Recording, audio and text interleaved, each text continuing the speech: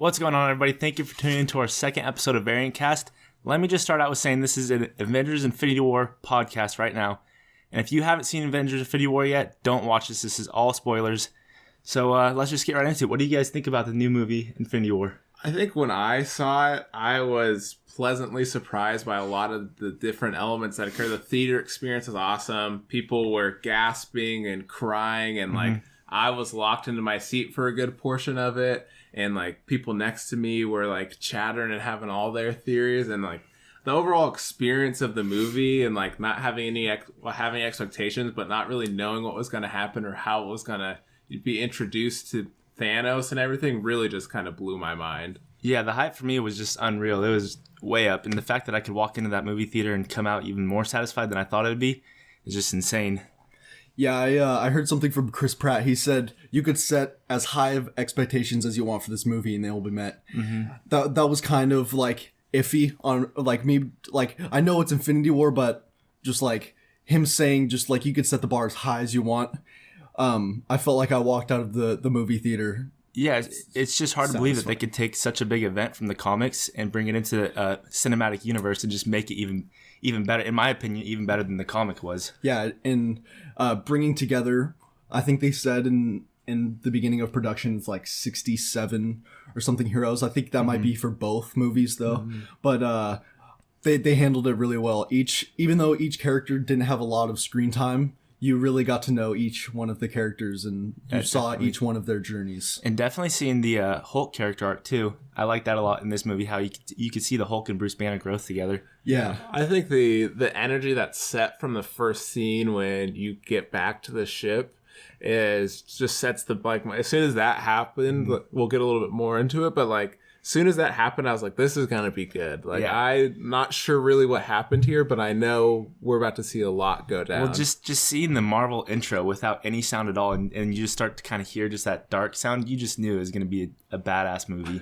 It was the crazy thing to me when I was just sitting down in the theater itself, sitting down, you're like, okay, maybe it takes off on the Asgardian ship. Maybe we see it somewhere else. And yeah, it's silent, and you're like, wait a second, there's something slightly off here, and you get this radio signal of a distress signal, and you're like, wait a second, and it kind of slowly opens up, and all this turmoil, and you hear this very elegant, that kind of arrogant voice telling people that they've been saved, and there's a bunch of people laying on the ground. I was like, what's happening, you know?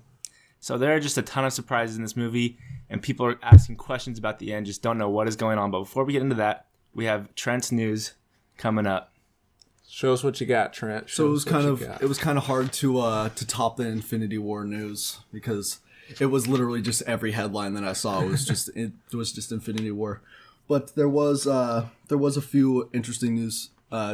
As I showed you guys the Nick Fury set photos with the 90s hair. I thought that was good. I think, seeing a young Nick Fury still be Samuel L. Jackson is awesome. And Agent Coulson, too. Yeah, I think seeing a young Coulson's going to be good. Clark Gregg, who plays Agent Coulson, said that Marvel called him and told him he kind of has to bulk up for the 90s Coulson. That's awesome. So, yeah, I'm excited for that. Billy Skarsgård, he played Pennywise in It.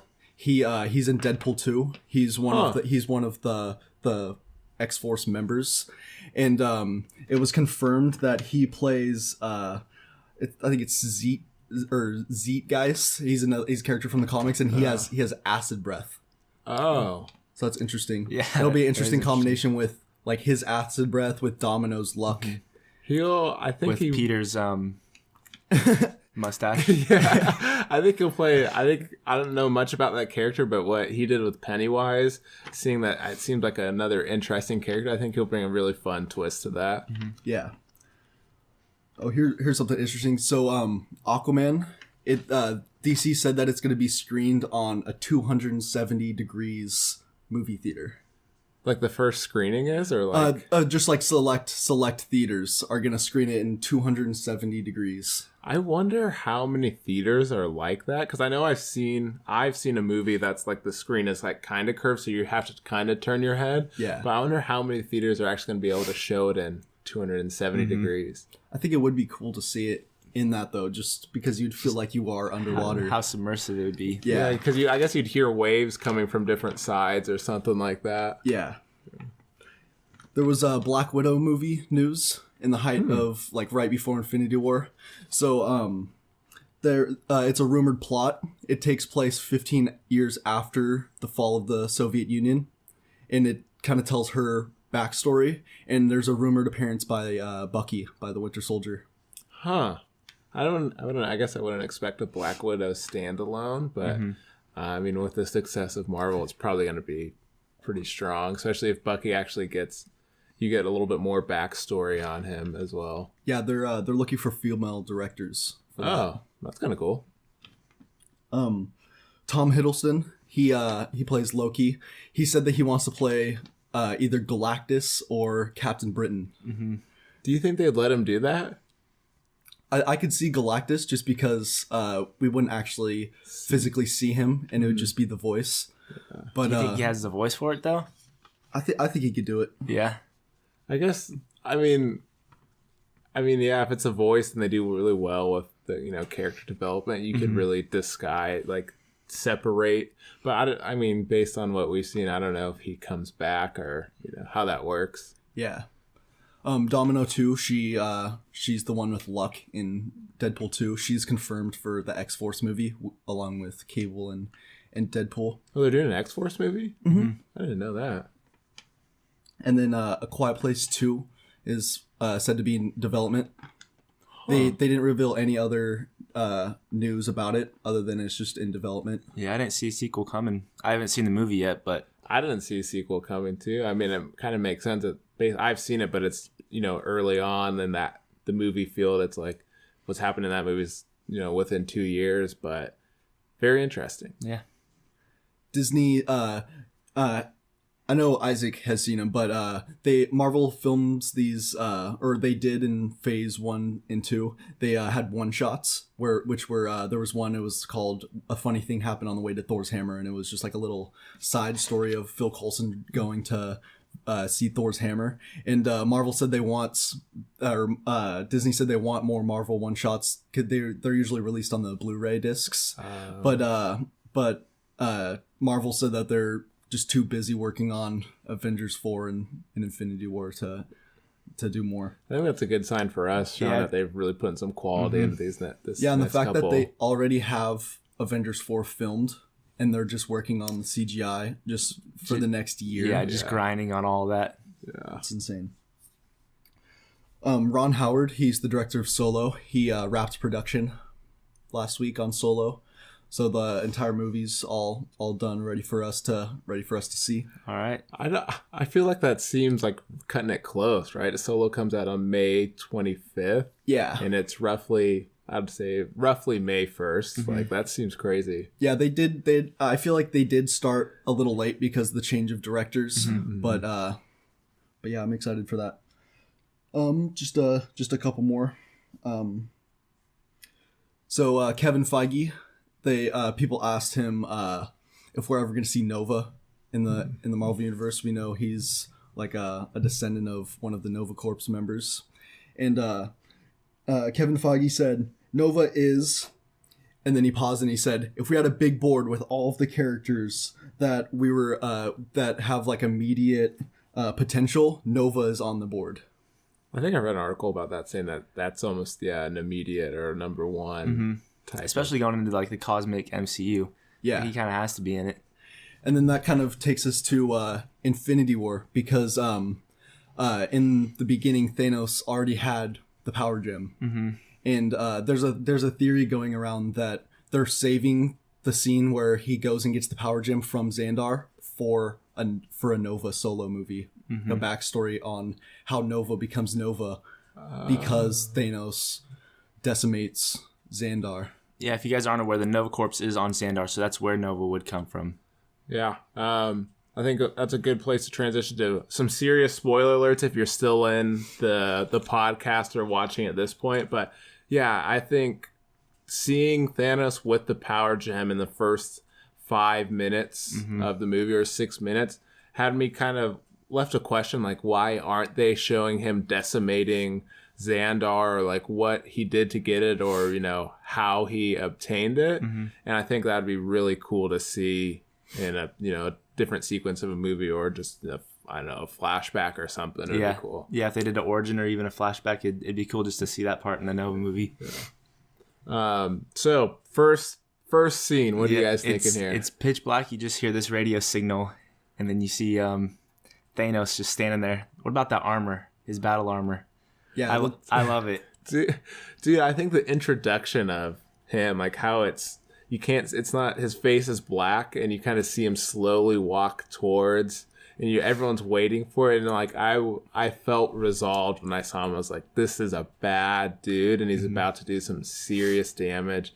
And I initially thought, like, where's Valkyrie and where's Korg? Like Meek. Can't forget about Meek. Oh yeah. My second time watching it, I think it's Ebony Maw who's talking to him in the beginning. He's saying like, Thanos thanks you for your sacrifice, which makes me think that the other half still lived. Well, Thor said when the Guardians found him, Thor said that Thanos slaughtered like half of his people. So we still know that half of his people are alive, but we don't know where they're at. Or like, because we only saw dead people on the ground. I guess if you think about it too that way, in like that scene where you have that flashback of Gamora as a child and Thanos on her planet, having people are choosing sides, I guess that would make sense. Maybe they did this very similar tactic to like, you can survive if you stay with us or like work for us or whatever that is, however he phrases that, and the rest were like, nah, and they closed up shop. That was the thing about Thanos that I found more interesting than other villains, is that he only wanted balance in the universe. He didn't want to like kill people just to kill people. He wanted the balance. When I shouldn't get to this yet, but when Doctor Strange did offer him the time stone to save Tony's life, he didn't take the time stone and then kill Tony anyways. He wants what he wants, and he's gonna do what he wants. Yeah. So that's what I like about him. Dude, in that first sequence when they have that action scene between Hulk and Thanos, I think it was one of the top action scenes in the movie. Definitely. Especially after seeing Gladiator Hulk and how like how physical he was and how like his fighting style was, and totally watch him just get his ass kicked by Thanos. I thought that was great. Just to see Thanos grab his arms and just manhandle him, and then the fluentness of Thanos' fighting style is just perfect, and I love it. Yeah, I thought it was really cool when Hulk. It looks like Hulk has the upper hand for like 30 seconds or so, and Ebony Maw, which is the child of Thanos, is telling the big dude, I don't know what the big dude's name is, but he's like, no, let him have his fun. And then he just turns it on, and it's like a UFC fighter like fighting some regular high school kid or something. I really like how Loki said we have a Hulk. Yeah. So that's a nice callback to the first Avengers movie. Yeah. And I feel like Loki's just been waiting forever just to say we have a Hulk. Yeah, and it's funny. It's kind of like a drawback just seeing like when Thor is getting like smashed by Hulk in Ragnarok, just seeing how happy Loki was about that too. Yeah. I think that's a good part that Loki shares with Hulk. And I think that's interesting when we talk about Thor, that where we first introduced to Thor is we don't really know we kind of see where he is, but we don't really know what happens. And then Thanos obviously picks him up, and like Thor's been brutally beat somehow. We don't get to see that part, but where Loki is like, go ahead, kill him, and he like can't. Loki just can't take it. And I was thinking that Loki was thinking that it was gonna be just like a sun like a sudden death, but not just like he just holds the Power Stone up to Thor's head and starts burning him. Yeah. I think that's what made him just say stop. All right, well, let's just lead into Loki going up to Thanos. Loki confronting Thanos himself. that was interesting. I thought the dialogue between Loki trying to manipulate or persuade Thanos to helping him, guide through Earth as a distraction to trying to stab him was very, very witty, but like a low-key kind of thing. Yeah, but shows how I feel like it showed how smart or an intellectual that Thanos is. Yeah, like how when he was saying when he said Loki, Prince of Asgard, like Odin's son. I feel like he was talking to Thor. He was looking at Thor, and it was kind of, and he could tell that he was probably gonna die, but he was talking to Thor, just saying like I've redeemed myself. All right, that was good. So he got the Tesseract. He destroyed that. He has 2 stones now, and then he goes to nowhere.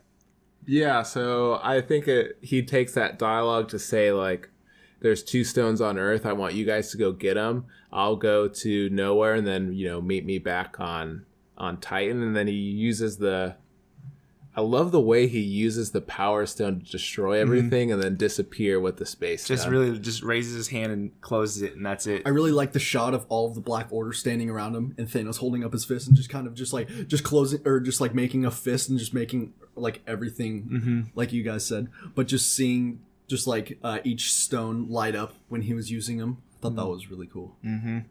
So if Doctor Strange is selling tickets, I'd really like to get some on some of those, because that'd be a pretty cool show to go see. Well, I guess we're stepping a little ahead. I think the real hero here, it's going to be a hot take, but the real hero here is Heimdall,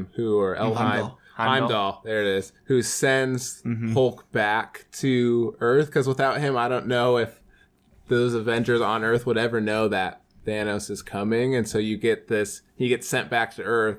Then obviously Heimdall is sacrificed, first I guess hero to die or prophet. And then that's where once Hulk's sent down, that's where we're kind of introduced to what's happening on Earth at that point in time. And I think that's one of my favorite quotes, just straight out of the comics, that Thanos is coming. Seeing Hulk deliver that like Silver Surfer did in the comics is really cool to me.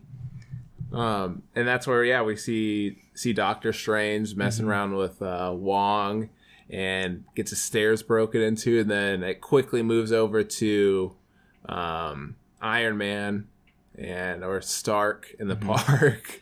Yeah, I thought that was interesting how obviously they got married at the end of Homecoming, but how he was saying he dreamt of having a kid, and how Spider-Man kind of resembles what Tony Stark is looking for. Yeah. I caught the little part where he said, I think they talk about the name of Morgan, like Morgan Stark, and if I'm right, isn't he in one of the comics? Like, isn't Morgan Stark shows up in a later version of Iron Man, from what I've heard, as like a little Easter egg? I'm not sure. Yeah, I haven't heard anything about that. Could be. I'm a big fan of the Tony and Doctor Strange rivalry. I like that a lot. Yeah, I really liked how he kept calling. Or he's like, "Dude, you're embarrassing me in front of the wizard." Yeah. I like how Strange shows up with his portal, and he's like, I'm telling you, it's the fate of the universe. He's like, says who, and then, or who's with you, and then like, it's the first time that Stark and Bruce have reconnected since the end of Civil War. And they do their little hug and whatever, and then it's like, it's go time. Yep, all business from there. And then you just have you figure out that there is a Tony Stark ice cream and a Hulk ice cream. And then we just get into the fight scene with Hulk embarrassing, or Bruce Banner embarrassing Tony. Yeah. And what goes from there? Doctor Strange gets taken. Yeah, we get Ebony Maw and Cole Obsidian versus... okay, that's his name. Versus Iron Man, Spider-Man, and Doctor Strange. I think it's crazy that the fight between Hulk and Thanos was so dominant to Thanos' side that Hulk is scared or ashamed he's or embarrassed to come out and fight any other large entity or anything in general. He's just too scared. And I really like the... I'm always impressed with the MCU for Spider-Man, because they have such good dialogue for him, and Tom Holland's such a good actor for Spider-Man. And just seeing him in that first scene jumping around and like just having these smart remarks towards everything is perfect.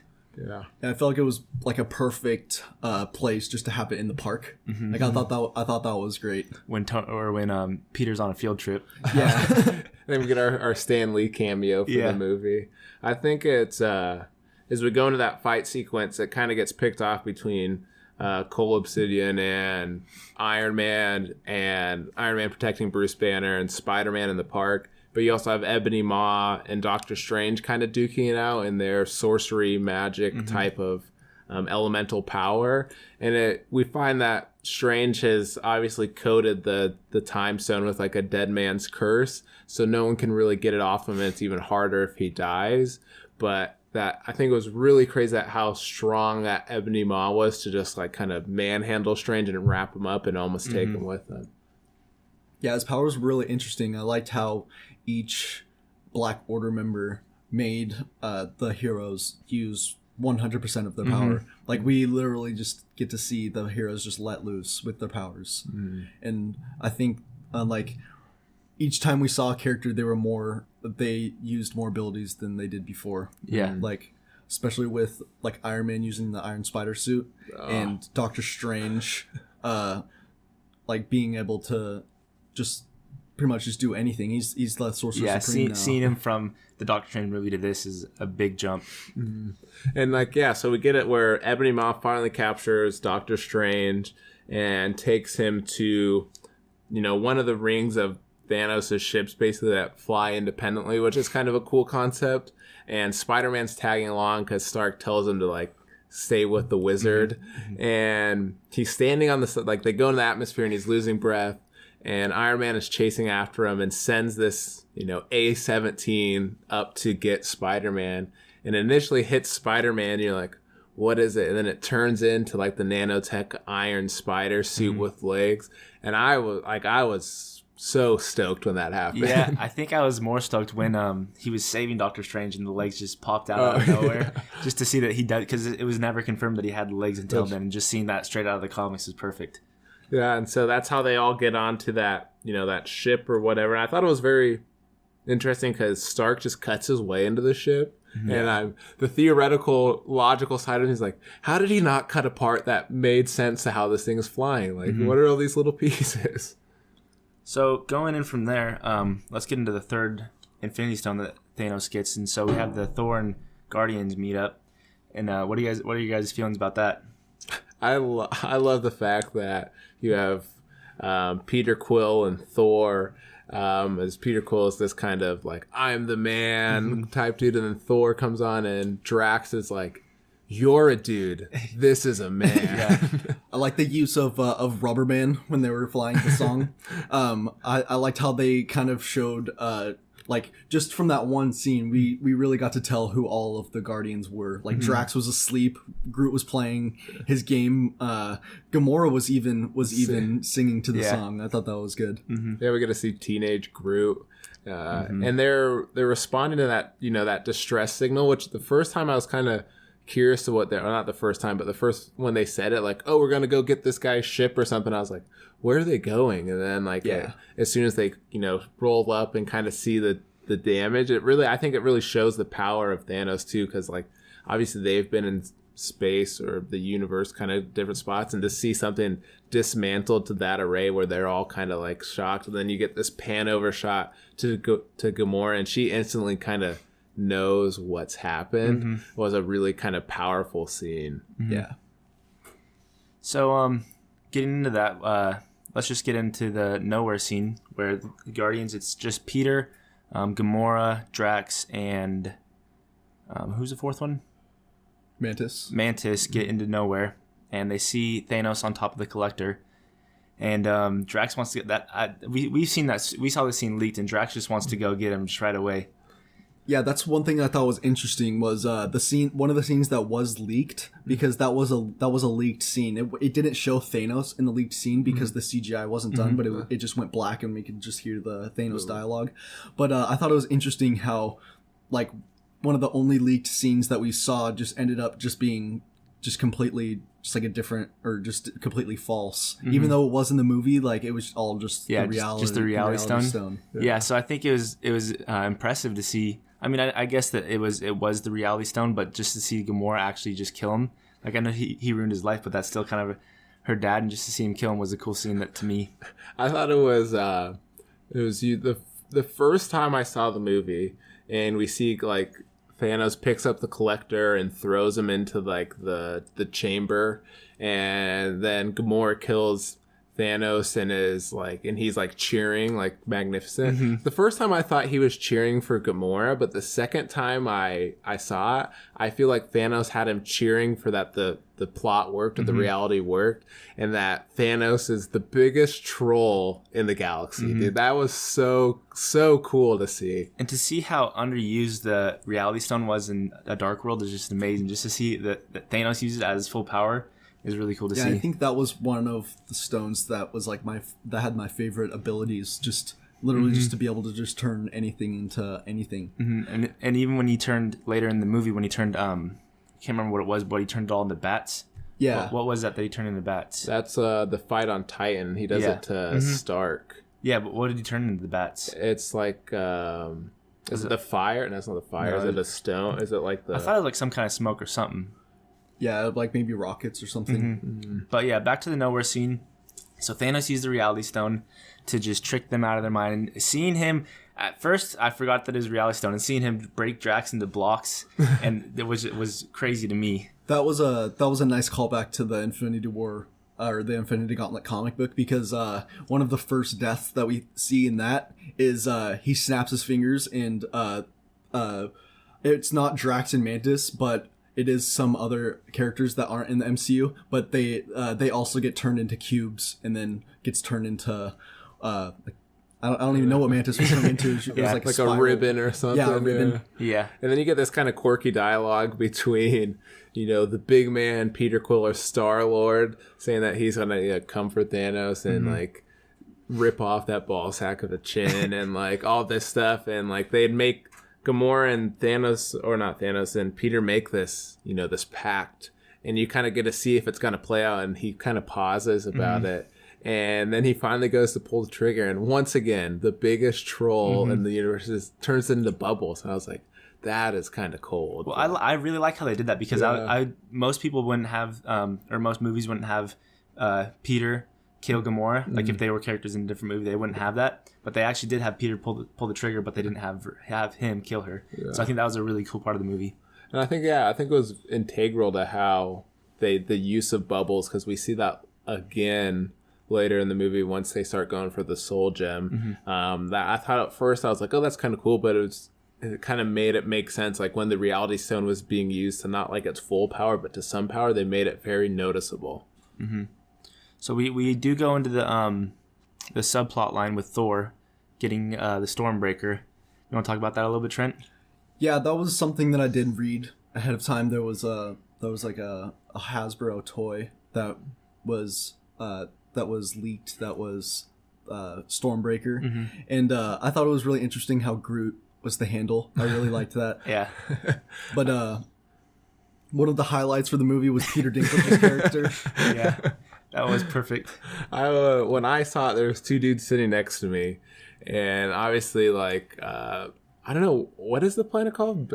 Nidavellir. Yeah. Nidavellir. And it's talking about all these these dwarfs, and you kind of see that they're giant because they get kicked around, and you're like, wow, that's a big dude. Like, I wonder if it's gonna be an actual like big person, like the Rock-esque actual size or whatever. And then the camera pans over, and it's Peter Dinklage, and the two dudes next to me are like, Peter Dinklage? Like, that's awesome. And I was like, you know what? You guys are right. That's pretty cool. Yeah, my sister looked over she's like, what? Peter Dinklage is in the movie? I was like, yes, it's Peter Dinklage. Yeah.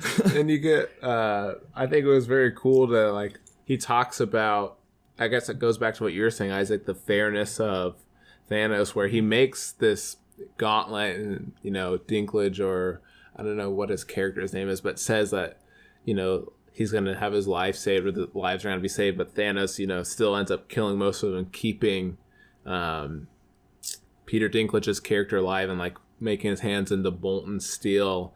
And Thor goes on to say that, like, the weapons you make aren't really about your hands, it's, like, really about what's in your head and how you make it. I thought that was pretty cool.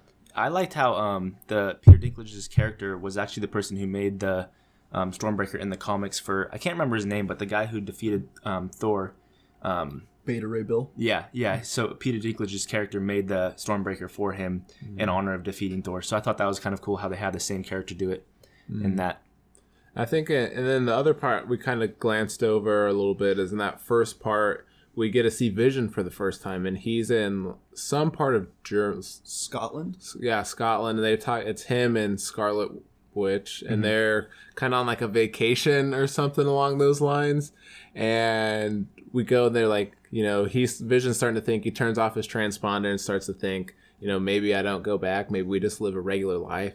And they kind of see what's on the news about New York, and he's like, okay, I gotta go, and just gets ripped right away by one of the children of Thanos. I don't know, and that's the only thing I was kind of bummed about. I didn't really know their names to really but I don't know what the elf Legolas looking dude's name was. Yeah.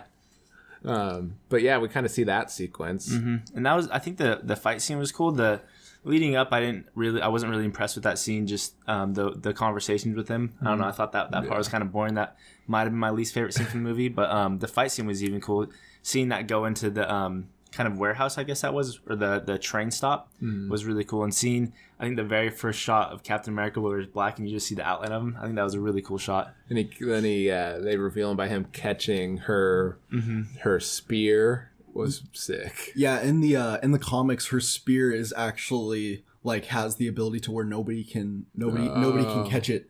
And so when Cap catches it, it's kind of just saying that Cap is just the best. Yeah, and then we see this transformation because we haven't seen him from Civil War in a while, right? And we get to see this kind of cool transformation because they've been flying on the radar. So you get this beard and this kind of flowing hair, and you get Widow's gone from red to blonde, and Falcon's put on the ever so disguising beard, facial hair. And nice trimmed facial hair. Yeah, you're like, who's that guy? And they kind of come in, and they're kind of the first of the group to really handle the children of Thanos in that sequence and save Vision from kind of getting the Mind Stone ripped from him. And I think seeing Cap and Black Widow, the team, I'm not trying to cut out Falcon, but just seeing their teamwork, just throwing the staffs around and just working together was really cool to me. Yeah, I mean, it's completely fair to kind of cut Falcon out. I don't know really what. Yeah, well, even in the last battle when Falcon and War Machine are just up top, they're at no risk at all. They're just shooting people from up top. And then that's where you kind of see this later panel. Yeah, so now we're on the track of where Thanos is on this way to, I guess, we go back to where Gamora has been captured in that or in nowhere, and we're on Thanos' ship, and we find out that Nebula tried to sneak on and kill him, and he reveals, they have this conversation where it shows Gamora, which is probably one of the more shocking parts to me, that Gamora knows or has found the Soul Stone. And we find that out, so he starts torturing Nebula, and she's in just all these different parts, and Gamora finally gives in and tries to lie, and then they show the recording that she knows where it is, and then she finally kind of oddly shows this sisterly love that's kind of that was made in, I guess, Galaxy 2, and she tells him that it's in Vormir, right? I think one of my favorite lines from that scene is Thanos just kind of hovering over Gamora and telling her that the only reason she's bad at lying is because Thanos didn't teach her how to lie. And that just shows how Thanos has taught her everything, how Thanos has made her the fiercest woman in the galaxy. Yeah, and then they transport over to Vormir, which is this desolate sand land. You just see this kind of really big, ominous mountain. And Thanos basically says, this thing better be here, or your sister's toast. And they go up this mountain, this hill, and it's kind of this dark sequence. You're not sure what's going on, and you see this kind of, I would say it's this Reaper-looking figure, kind of death, and you're like, what? At first, I was thinking it was Mephisto from the comics. I think seeing Mephisto in this movie would have been cool. And you kind of get this ominous voice of addressing Thanos, son of Ulysses, or and then it's Gamora, daughter of Thanos, and you're like, who is this? What is he saying? And he kind of drops down, and the light comes back, and it ends up being the Red Skull. That was one of probably my favorite surprise in the movie, is just the fact that we hadn't seen him since Captain America 1, and that there was kind of hints because Hugo Weaving originally had 2 movies in his contract, And so there was theories going around if like Red Skull was trapped in space or whatever, but I never imagined that he would have the Soul Stone. He'd be guarding the Soul Stone. Yeah. Yeah, that was a cool scene. Yeah, and then they kind of make their way to the top of the mountain, and you see this giant drop-off pit thing, and this like centralized 2 columns, and they're talking about, Red Skull couldn't handle the Tesseract when he got it, so it teleported him here, and he's been guarding it, and he can't have it. And it tells them that, it takes a huge sacrifice, or it's the biggest sacrifice for one of the bigger stones. And Thanos basically says, like, I'm ready. And he tells them that you have to sacrifice something you love. And Gamora kind of breaks down into this like hysterical laughter because she thinks she's won, that he doesn't love anything. And, he's tearing up, and he turns around and she's like, oh, really? You're crying, basically? And Red Skull's like, it's not for him or something like that. Yeah, it's not for you. Like he's not crying because he doesn't love anybody. Yeah. And she soon realizes that like the only thing that he's loved is Gamora. It's either as like her Gamora or like the child Gamora. Mm-hmm. Yeah, because in Guardians 1 he said my favorite daughter Gamora. Mm-hmm. So I think that was a nice callback to not only Guardians 1, but just how much Thanos really did care about Gamora, even though how much she betrayed him. I think that was a pretty emotional scene, just seeing like Thanos' big bad Titan start to cry because he's tossing his daughter down the pit, just because he has this vision to get all the Infinity Stones and to just kill all or half the universe. So that was pretty emotional for me just to see him crying like that or tearing up. Yeah, and he basically turns around, looks her in the eyes, and says like, I've let my destiny pass once. It's not going to happen again. And then she turns around to kill herself with the blade that Thanos has given her. And he once again turns it into bubbles, as we see in the reality dimension, and then just kind of manhandles her, or like doesn't really manhandle, but grabs her somewhat gently for a Mad Titan to do. And then just kind of nonchalantly tosses her off the edge into the pit of sacrifice. Mm-hmm. And I do have a theory behind this that we'll get to after we talk about the ending theory. But I think it was interesting him killing Gamora in that way, just because one, I don't think any of us saw Gamora's death coming, and the fact that she was just sacrificed by Thanos to get the Soul Stone. People think that that Gamora actually turned into the Soul Stone. We never saw her body after she fell down, and technically we see it once, like when we see her at the bottom once. Like yeah, but then it just cuts to Thanos just in the water, and he has the Soul Stone, and it was the Soul Stone was like in the same hand that he tossed Gamora off the cliff with, and so like. She could physically be the Soul Stone. Mm-hmm. And at this point, we see... Well, we don't ever really see him place it into the gauntlet, but obviously he does. But at this point, you have power, space, the soul, reality.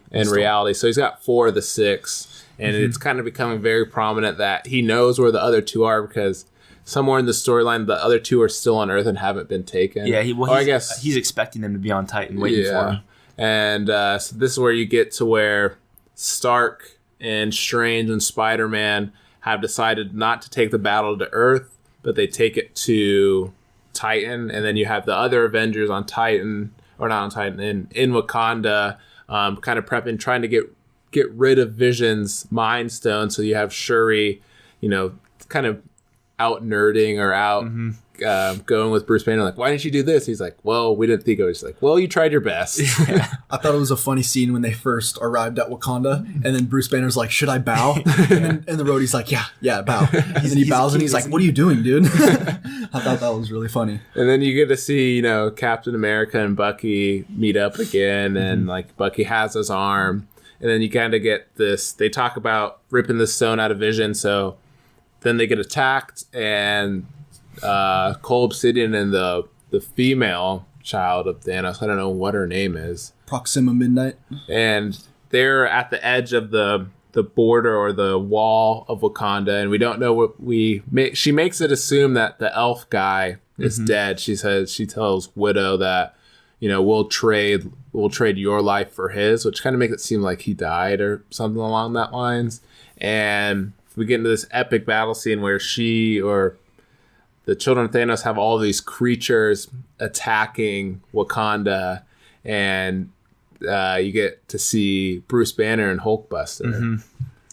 And those little minion things, the creatures are literally just breaking through the shield, killing themselves for trying to get to it. So you see that they have like those things just to waste. They can just toss those away. So there's no shortage of enemies.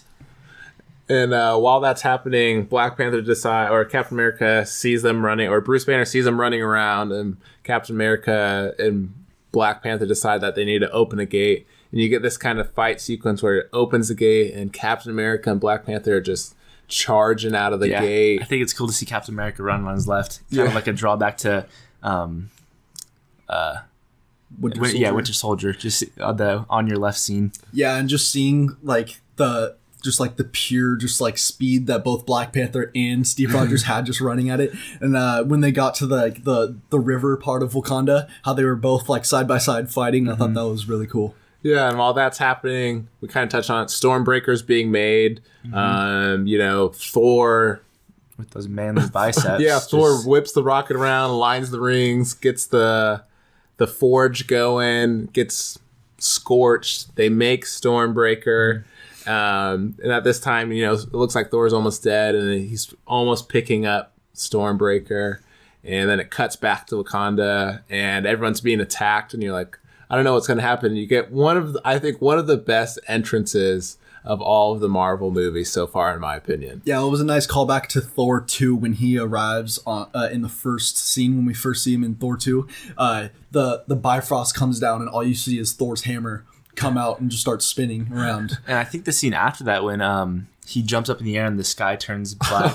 that is a really cool scene. I like that a lot. Where it's him and Groot and Rocket like running, and it's like obviously Groot is, we know Groot, and you see Rocket as little dude, and then you're like, how are they gonna do this? And he just like gets way up there, and the whole color scheme of the movie changes, and like, dude, just decimates the land. And I think them showing up with Rocket on Thor's shoulder was a really cool, like, just a shot to see. Yeah, with Thor's new armor and like the electricity running through him, I thought that was really great. And speaking of team ups with Rocket, what about the Bucky and Rocket team up? I loved that when Bucky was just holding Rocket and spinning around and shooting. That was great. Yeah, I think also that sequence I really liked is, my biggest gripe in the Black Panther movie was he gets this new suit. It never really does anything cool with it because it takes in all the power and you can give it back. And Black Panther, I guess it's cool, like people around him and he shock absorbs them away. But like you get this scene where Black Panther's flying through and he hits Cole Obsidian, and you can see all of the power go from the suit into Cole Obsidian, and it just drops him for a little bit. I thought that was a pretty cool shot too. Yeah, while this fight scene's taking place, we have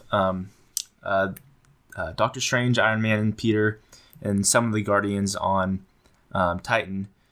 And Doctor Strange is going through 14 million different outcomes of the future. I think it was like 14,605,000. Yeah, and he sees that there's only one that could be one.